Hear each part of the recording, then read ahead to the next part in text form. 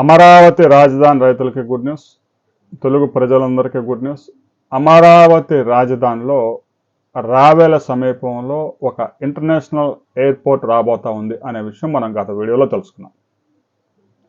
అయితే ఇప్పటికే విజయవాడ సమీపంలో గన్నవరం ఎయిర్పోర్ట్ ఉన్నా కూడా అది అమరావతి రాజధానికి 40 కిలోమీటర్ల దూరంలో ఉంది. అమరావతి రాజధానికి అనుకూలంగా లేదు.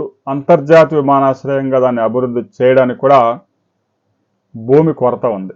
ఇప్పటికే దాన్ని అంతర్జాతీయ విమానాశ్రయంగా పిలుస్తున్నా కూడా కేవలం ఆ సింగపూరు, శ్రీలంక, కొలంబో అలాంటి దేశాలకు మాత్రమే ఫ్లైట్స్ తిరుగుతూ ఉన్నాయి.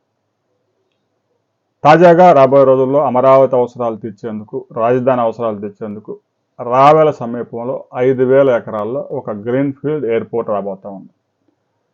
ఎంఆర్ఓ కేంద్రం కూడా ఏర్పాటు చేయబోతా ఉన్నారు.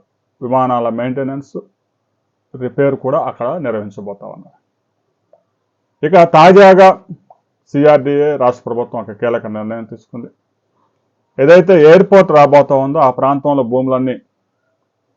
భూమి సేకరించాల్సి ఉంటుంది కాబట్టి ల్యాండ్ నోటిఫికేషన్ ఇచ్చి ఆ ప్రాంతాల్లో వెంచర్లు వేయడం, భూములు అమ్ముకోవటం మీద నిషేధం విధించారు. కేవలం రావెల ప్రాంతంలోనే, ఆ గ్రామ పరిధిలోనే కాకుండా రావెల, సిరిపురం, బెజాత్పురం, పాములపాడు ఈ 4 గ్రామాల్లో కొత్తగా వెంచర్స్ వేయడానికి అనుమతులు ఇవ్వరు. వేసిన వెంచర్లలో కూడా ప్లాట్లు అమ్ముకోవడం సాధ్యం కాదు. రైతులు కూడా తమ భూములు అమ్ముకోవడానికి ప్రభుత్వం ఆపివేసింది. ఎయిర్పోర్ట్ ప్రకటించే వరకు కూడా అక్కడ ఎకరం 80 లక్షలు, ₹1,00,00,000, ₹1,20,00,000 రకరకాలు నడిచినాయి. రోడ్లు అమ్ముతుంటే కొంచెం ఎక్కువ రేట్లు. ఆ విధంగా ప్రస్తుతానికైతే అక్కడ ఎలాంటి ట్రాన్సాక్షన్ చేయడానికి అవకాశం లేకుండా పోయింది.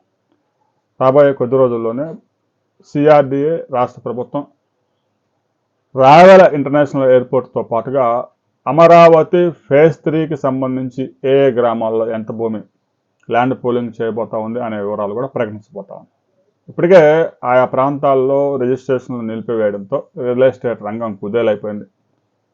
అమరావతి రాజధాని ఎంతవరకు ఉంటుందనే దాని మీద కూడా ఫేజ్ 3లో క్లారిటీ లేకపోవడంతో రైతులు కూడా తమ భూములు అమ్ముకోవడానికి ఇబ్బంది పడుతూ ఉన్నారు. దీంతో మంత్రి నారాయణ కూడా అడిగినప్పుడు రాబోయే కొద్ది రోజుల్లోనే దీని మీద క్లారిటీ ఇస్తారు.